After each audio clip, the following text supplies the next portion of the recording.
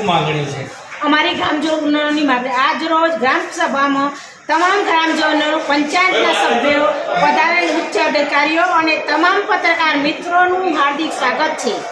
આજની સભાનો મુખ્ય હેતુ આપણી પંચાયતને નગરપાલિકામાં સમાવવા માટે જે વટહુકમ બહાર પાડવામાં આવેલ છે તે બાબતે સર્વે ગ્રામજનોનો આ નિર્ણય લેવા માટે ગ્રામસભા બોલાવવામાં આવી છે.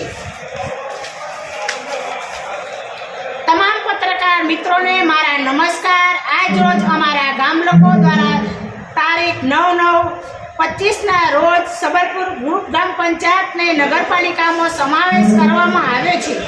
તે વટહુકમ અમોને સખત વિરોધ કરીએ છીએ. અમારા વિસ્તારની 90% વસ્તી ખેતી અને પશુપાલન સાથે સંકળાયેલી છે.